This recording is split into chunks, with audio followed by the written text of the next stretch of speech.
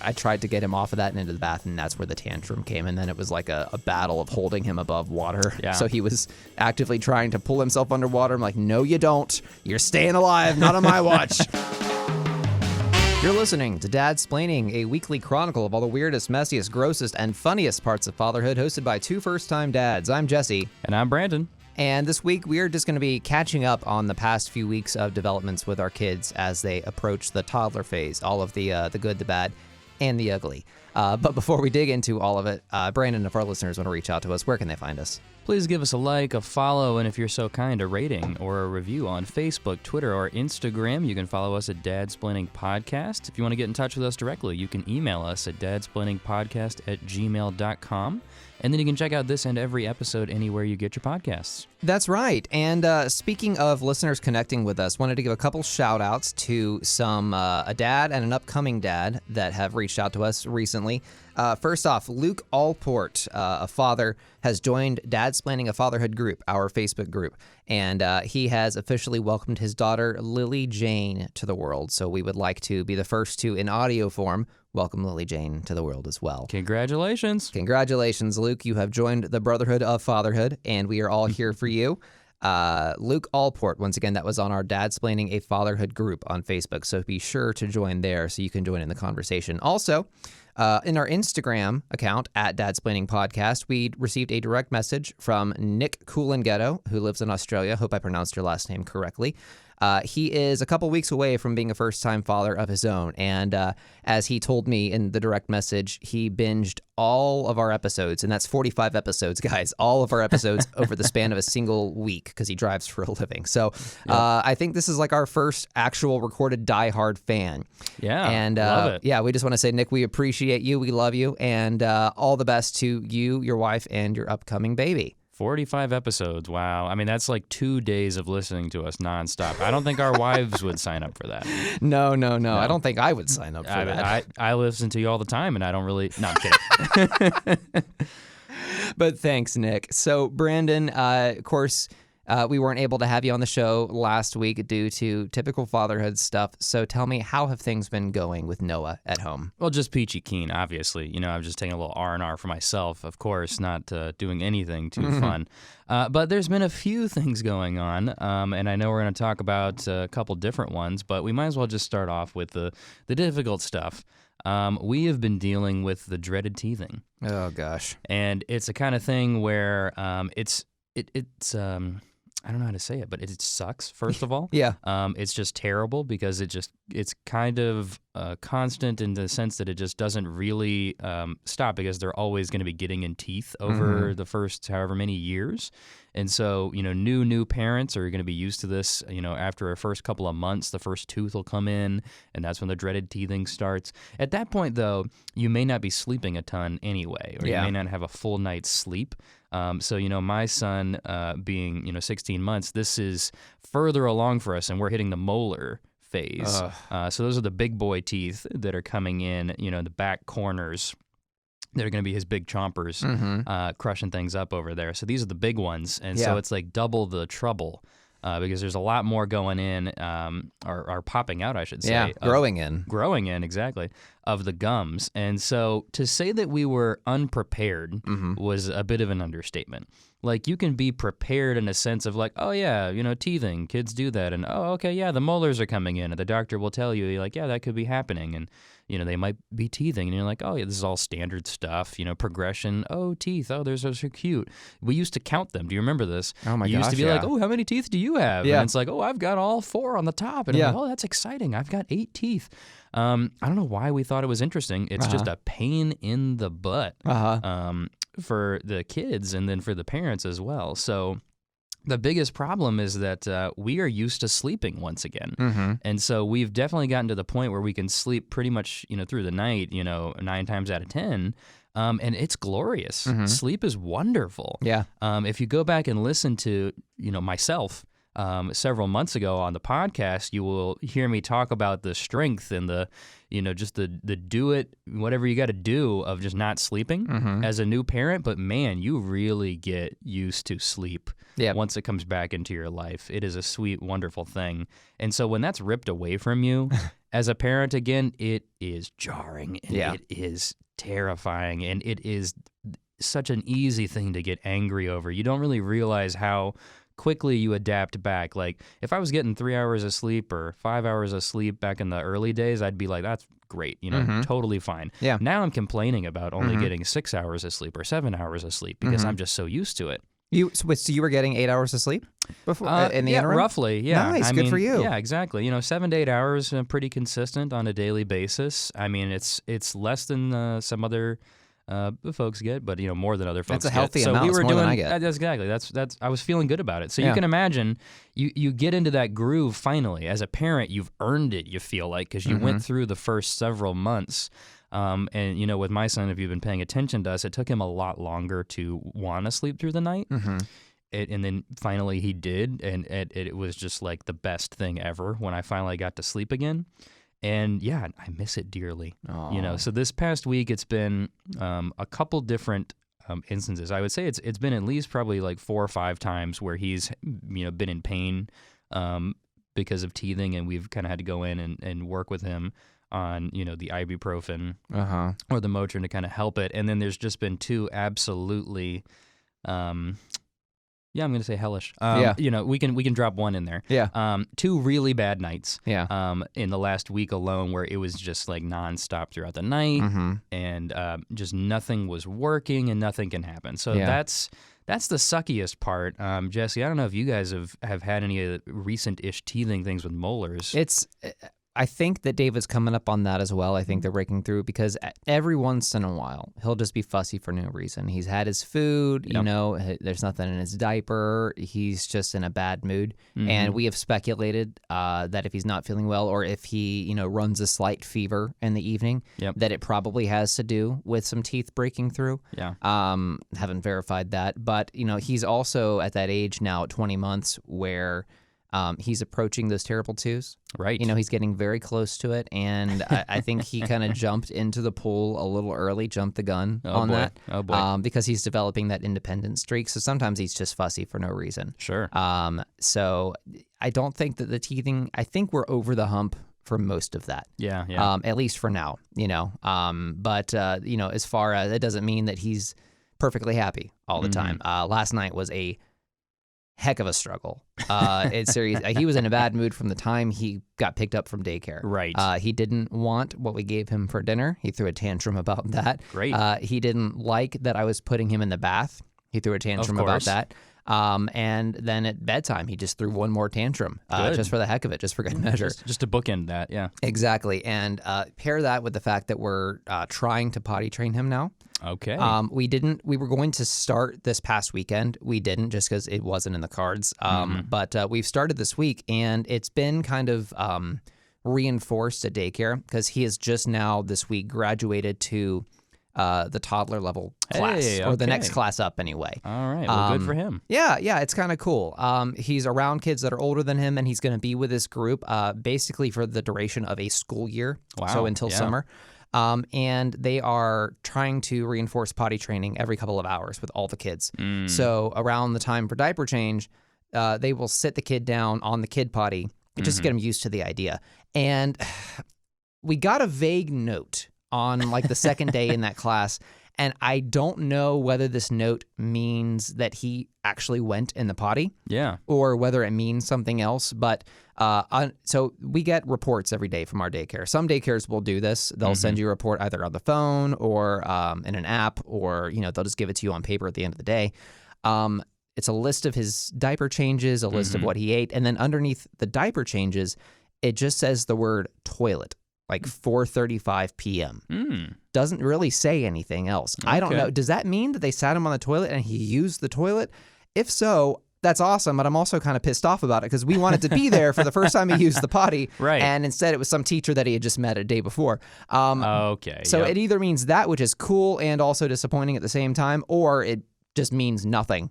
and that they're just setting them down on the toilet. But either way, I think he's going to get the gist of it soon. Hopefully. He enjoys the kid potty at home. He just That's nice. He enjoys it too much. Like, I sat him down on it last night. He doesn't want to leave. Yeah, exactly. Well, it's got a little flusher on it that makes the sound effect, right? So he'll sit down on the toilet, not do anything, then stand up and flush the toilet. Of course. And then, so the cool thing is he's made the connection between that and the big boy toilet. So then he will walk over to the real toilet and flush it. And then he'll walk back over to his kid toilet and flush it. And then I'll try to make him sit down, but he doesn't want to. He just wants to keep flushing all of the toilets because he likes the sound that it makes. Of course. And then that's when I tried to get him off of that and into the bath, and that's where the tantrum came. And then it was like a battle of holding him above water. Yeah. So he was actively trying to pull himself underwater. I'm like, no, you don't. You're staying alive, not on my watch. But yeah, like I feel like, our kids are a few months apart, but we are both rapidly approaching that phase where all of the big changes start happening. And I think that kind of puts kids on edge, both from the physical pain of teething and from just the emotional upheaval of like, wow, there are new rules. I can't go in my diaper anymore. Yeah. I'm not in the baby class. I'm losing my pacifier. Like, we're still trying to wean David off of his Wubba Nub pacifier from when we put him back on it when we went on our cruise last month. So a lot of changes, a lot of things for kids to be upset about, which means there's a lot of things that are making us upset. Absolutely. And causing, lack of sleep for both of us. Yeah, I'll throw in one tidbit to make it feel better. Okay. If an achievement happens at daycare, it didn't really happen. I love that. Okay, that's the new rule. Yep. That counts. Okay, so you've got to do it in front of us for it to count. Otherwise, it doesn't count. Exactly. They are not the parents. They do not get that satisfaction. Exactly. They don't get the reward. Those are for us. Yeah, exactly. So yeah, I mean, that's just kind of where we are. And, we're also at a phase now where we'll be, graduating to new car seats. I think were you shopping for new car seats recently? We've been doing a lot of research and shopping. We think we've pretty much settled on where we want to be. And, going through the process, I didn't think it was going to be as big of a, not so much like a conversation, but like as much of a thing to think as deeply about, because it feels like we did the car seat thing the first time around, right? And I was just kind of thinking like, okay, it'll just kind of carry into the second phase.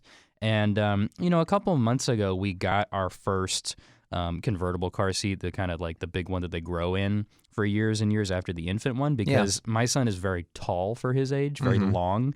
And so he was going to outgrow his infant car seat from a height standpoint before he hit the weight limit. Interesting. They tend to focus on the weight limit, but my son being in like the 90+ percentile on length, he is just like barely even able to kind of fit into the infant car seat. We'll still use it just because we haven't fully, gotten a new one and replaced it yet, but we do have one infant and one convertible already. There was like a really good deal on the Graco Extend-A-Fit, which is like a very popular model. And so we picked that one up, several months ago. And he's been using one in one car and one in the other car, and we've kind of gotten used to it. And now that we have to like kick the infant car seat because he's physically outgrowing it. Yeah. We've been kind of discussing, what do we do? Do we just get another of that same one?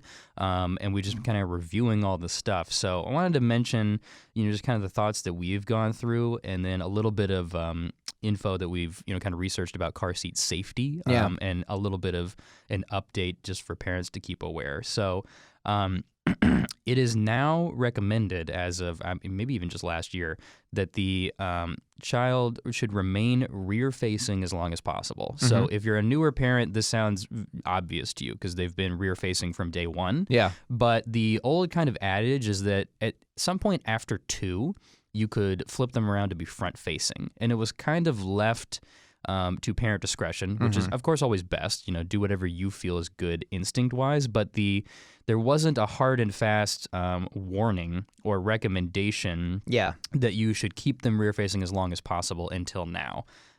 So it might be that let me just double check here. I've got the article pulled up, but American Academy of Pediatrics. So let's call them a reliable source.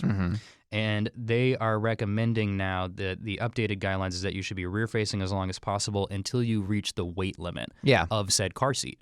So now that we've done the shopping, I can tell you that most car seats have 45 to 50 pound weight limits. Yeah. It's a little rare to get up to the 50 pounds. Some of them have it though. So if you want to shop based on how long you can be in that car seat rear facing, you can go with the ones that have a weight limit up to 50 pounds. That'll buy you a little extra time. As I mentioned with my son, he's not going to age out via weight. He's pretty thin. He's very low on the weight. He's very high on the length. Yeah. So because these are convertible and they extend, you can really get by without the height thing being much of an issue. It's really about the weight thing. So the more weight you have on the guideline, the longer you can go with it. My son being about 21 pounds right now, if the weight limit is 45 or even 50, I mean, he's going to have to double before we have to kick him out of the rear facing. So you go from a previous guidance that kind of just left it up to discussion or decisions of parents after 2 years to now you're probably going to be in that for until about 4 or 5. So we're talking years more of being rear facing. And there are studies. There's one particular study that was referenced in this article, which we'll share on our site. And it basically says that being rear facing reduces risk of injury by 70%. Interesting. So just the fact of being rear-facing versus front-facing, it doesn't seem like a big deal because the car seat is so safe. We think of it as so safe. Yeah. But rear-facing just makes such a big difference. Right. So what's interesting about this, I thought, was that it's partially the decision that the American Association of Pediatrics made was partly made on a 2016 case in Texas where there was a car accident, a 20-month-old child sustained life-changing injuries. That's all it says. Life-changing, that's got to be pretty big. Really that's got to be, I don't know, paralysis, brain damage, I don't know. Yeah. Something horrible, obviously. They found the car seat manufacturer responsible because it did not warn customers of the risks of switching from rear to front-facing. Yep. And that's really interesting because, like you said, we just think that, okay, well, they're in the car seat. That must mean they're safe. But then you think about, well, if there is a car accident, which way is the kid going to get propelled, right? They're going to get propelled forward. So if they're front-facing and they're still in that small, malleable size, obviously that's got a much higher risk of damage. And I know the resistance that is going to come up in some parents' minds, especially the parents of the more old-school variety, where, you'll hear adults in their 40s and 50s say, well, back in my day, we didn't even have car seats at that age. You just kind of sat and you may not have even had a seatbelt and your mom just kind of held her arm out, which, is fine if you survived that. But obviously, other kids didn't survive that. If there was a car accident, like a real one, you could get thrown through the windshield and die. Right. And this is, it's based on data. It's based on probably studying car accidents where there were childhood mortalities and figuring out, okay, if they were rear-facing versus front-facing in these accidents, what was the difference in life or death? Yep. So it is something serious. And really think about it this way. It's really just an inconvenience, a perceived inconvenience for you as a parent that they stay rear-facing or that they stay in a car seat longer than you stayed in a car seat as a kid. The kid's not going to care because once it's law, and once it's something that everyone does, you might think, oh, he's going to be picked on at school for being in a car seat at age 5. Not if everyone is doing it. Right. And if they're doing it from childhood. Like, it's just going to be something that you as a parent are going to have to get over. Get over the image of it in the interest of your child's safety. I think I'm fine with that. If they say keep them rear facing, I'll keep him rear-facing. I got the little mirror. I can see him if I want to see him. Right, exactly. So it's not a huge deal. And now that I know that, that's gonna affect me and my wife's decision on when to switch our convertible car seat to front-facing. So that's really interesting. Right, exactly. You get more security out of it. There's no downside. It's extra security, extra protection. There's no reason not to do it. And yeah, I totally agree. This isn't about like coddling or, we're so fragile. Like, it's a baby. Yeah. Everybody. Like, what are we trying to toughen them up when they're 4 so that if they're in a car crash, they can, live through that experience? Like, no, I just don't understand why that would be anyone's concern. So just keep it rear facing. If anything, it's less of a change for the parent. You just keep doing what you're doing and you do it even longer. Yeah.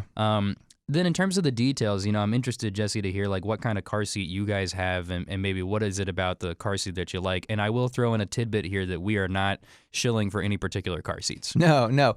I believe we're still using the Nuna. Yeah. Or maybe it's the Graco. You kind of put me on the spot here. I don't know the brand. I know you guys had the Nuna for the infant. Yeah, for the infant, we had the Nuna. I think we graduated to a Graco, and it is one of those convertibles where it'll be rear-facing, and then once he reaches that weight limit, we can flip it around the other way. We have two of the same brand, just slightly different models in my car versus in my wife's car. Usually she drops them off in the morning. I pick them up. Right. It's great. I mean, it's soft. It's obviously extendable as the kid's height increases.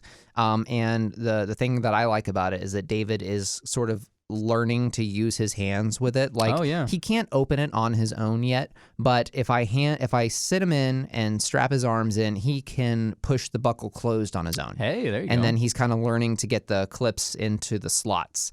And then he knows too, once I push down the button, that he can pull the clips apart, right, to unbuckle himself.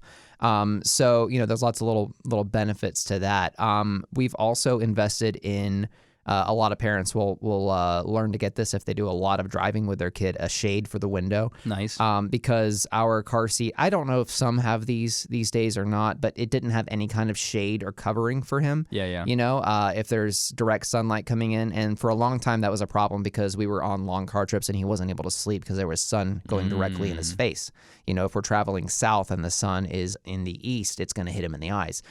So we got a shade and combined it with the car seat, and then we'll also give him little things to keep him occupied, toys and what have you. I haven't had any complaints. How about you guys?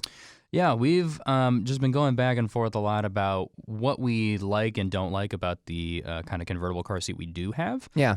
It absolutely gets the job done. It's very sturdy. It does a very good job. It's definitely safe. I mean, we went to what I would say is probably like the biggest babies Bye Bye Baby store here locally, and if everyone doesn't have a Bye Bye Baby, it's the baby store in our area. And so we went to probably like the biggest one where it has like all the car seats and it has staff dedicated to tell you everything about car seats.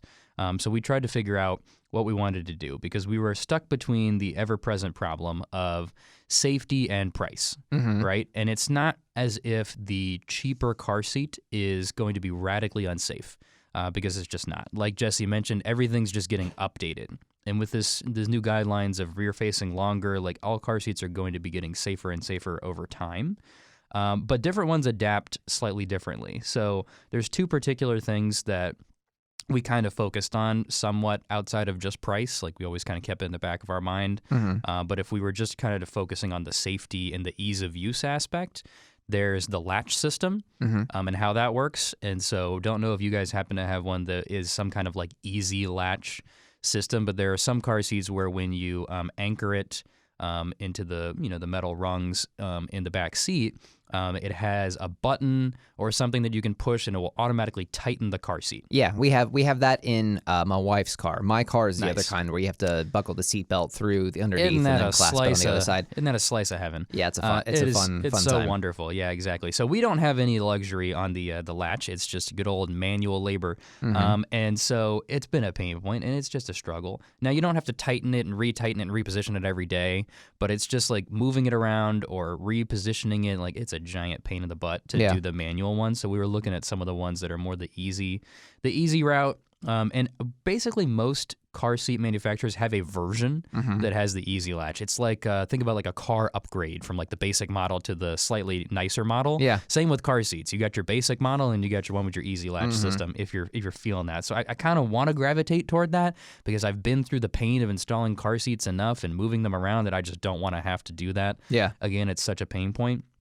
And then in terms of just the safety, by and large, like I mentioned, there's not huge degrees of difference between the different car seats in terms of the material it's made out of, side impact, protection, things of that nature. I think pretty much most car seats are what we would generally consider to be pretty safe, and there's not a whole lot of difference between them. I have seen some that are touting different kinds of things like kinetic safety in terms of like how it distributes the impact when a crash happens, and it absorbs some of the energy that would otherwise reach your child. And so some of them are kind of advertising this slightly more vamped up version here where it will reduce even more of the impact from kind of reaching the child so they don't get shaken or anything of that nature. Sounds fancy. It sounds very nice. It's science-y, but I still don't really understand it. So and you got to wonder how much of that is marketing. Oh, sure. Also, exactly. you know? It sounds great. I don't doubt that it's there, but like when you look at the numbers, they say like, oh, it reduces it an extra 30% or something, whatever it is, right? So I mean, it's already being reduced because it's a safety thing with the car seat and the rear facing, and you put them in the middle and all that good stuff. And then the thing that's really been the crux for us is we've been looking at this Peg Perego because we have the Peg Perego infant. And it's kind of the top of the line for infant car seats. And I'm not trying to say it to be snobby. Like, we just went with basically what we thought of was the best of the best because we didn't want to mess around. Yeah. And so parents will probably feel familiar, right? Like, you know, price is always a consideration, but sometimes you just want to go with the safest thing you can get your hands on. And that's what we tried to do. So when it came to the convertible, we're like, okay, do we just stick with what we know? We look at it, and of course, guess what? It's one of the more expensive car seats on the market. But they do have one benefit. They have what they call an anti-rebound bar.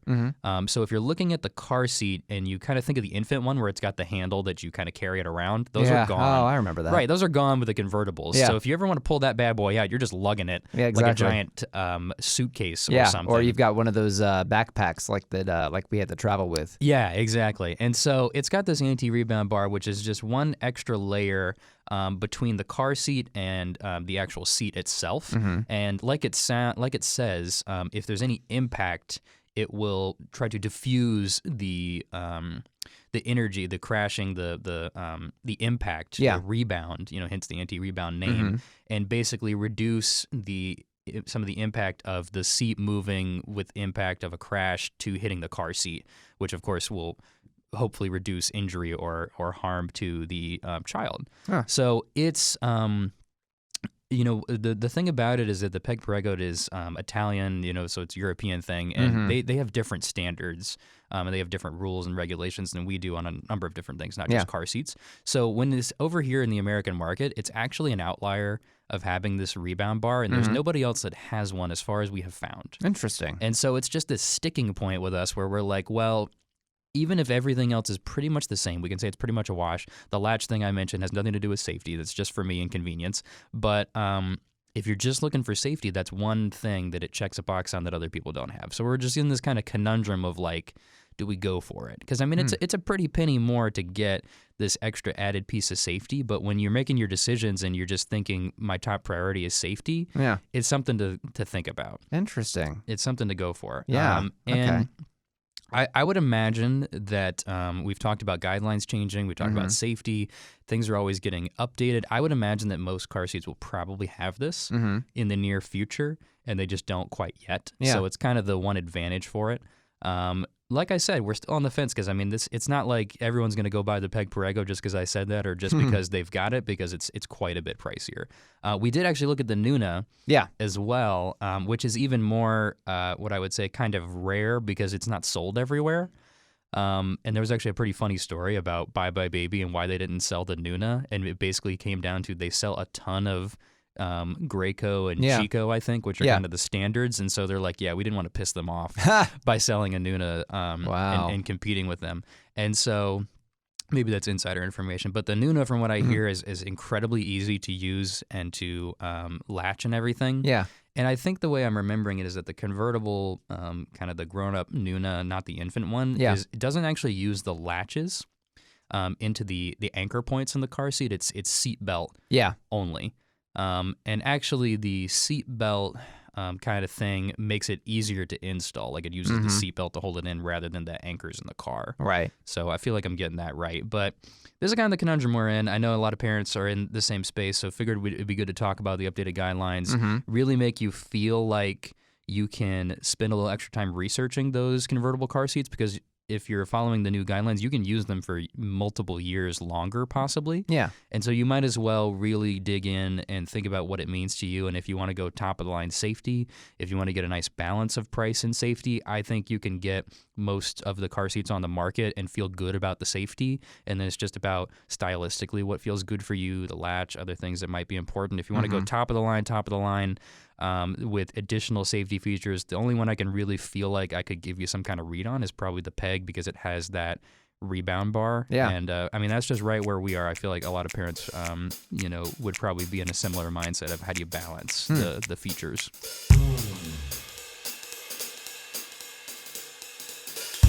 So before we close out today, I wanted to give a helpful little tip. If you are out shopping, grocery shopping with your little one, a lot of large grocery chains here in the South in the United States, we have Kroger and Publix. They're different depending on where you are in the world. But a lot of these grocery stores will have little freebies for your kid that they don't advertise, but they're there. I noticed one the other day at Kroger stores in the produce section. There is a little banana stand. It's easy to miss. It's kind of short. It's small enough for a kid to walk up to. And they have bananas on it. And the sign says something about zero waste, zero hunger, free banana for your kid. Nice. So I grabbed one and gave it to David and just broke off little bits for him now and then, throughout the store to keep him occupied. It's a great way to prevent your kid from getting hungry and bored and cranky. Also, the deli section at some stores will give you a free slice of meat and or a free slice of cheese for your kid to snack on. And I got this comment on our Instagram from my cousin, actually, who says that also if you're at Publix stores, the bakery will sometimes give you a free cookie for your child if you ask. So these are things that they don't tell you. Obviously they don't want to just lose merchandise, all the time. But if you ask, typically the workers are more than happy to give you a little free sample for your little guy. And I live for free samples, man. Like anytime I'm at the grocery store, I'm looking for those stands.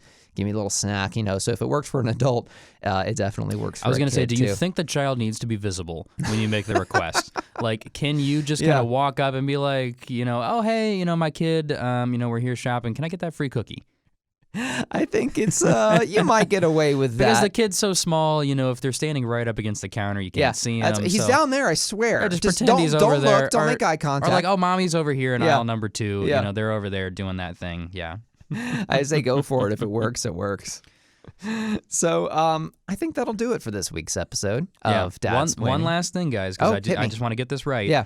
Because my wife is thankfully a fan of the show and was watching and wanted to give me a quick note. So the Peg Pragger, I talked about the rebound bar, also has a load leg feature. So I don't know if you guys have heard about this, but it's something that was an added feature that we really liked about the infant car seat. So out of the back of it, it will kind of pop out, and it's a thing that extends down to the floorboard of the car. Oh, I've seen these. Now you've basically got where the back is anchored down into the floorboard, and then you've got the rebound bar on the front side that protects it against the car seat. So in theory, front and back are kind of stabilized, if you will, and just wanted to think about the fact that that's just a little extra piece of security. So just keep an eye out for things like rebound bar, load leg. You can look into the kinetic stuff. It might sound a little silly if you say it, but like ask maybe about what kind of impact diffusion or decreasing that might be going on in terms of what you can do from that perspective. Definitely. I know the infant, for the infant car seat that we had, I believe it was a Nuna, it had the load leg as well on the car seat base, not on the car seat itself. But when you're dealing with infant car seats, oftentimes there'll be a base and then the seat itself. And I know that base had a leg too. So yeah, it is something that's helpful. And maybe not essential, but an added safety bonus. So I think that's cool. It's just important for you to keep in mind like what's available, and it can be just overwhelming when you go to the car seat aisle. Yeah. And you're like, I don't know. So just kind of, you don't have to know all the fancy words or whatever, but just kind of ask someone if they're around, and if they're not around, maybe do a little research ahead of time about which ones have certain extra features like that. So that'll do it for this week's episode of Dadsplaining. Thanks for joining us. Brandon, if our listeners want to connect to us, where can they find us? You can connect with us on Facebook, Twitter, or Instagram. Please give us a like or a follow, a rating and review. Anything you can give us, we really appreciate it. You can check us out at Dadsplaining Podcast on all those channels. You can email us directly, dadsplainingpodcast@gmail.com, if you've got an interesting story, comment, or question. And then check out this episode and every episode every week anywhere you get your podcasts. That is right. And don't forget to join our group on Facebook, Dadsplaining, a fatherhood group. A great place to ask questions, share tips, share pictures of your kids. We are there. We check it every day, and it's a growing little community. So we'll see you guys there. And until next time, I'm Jesse. And I'm Brandon. And we'll see y'all next week.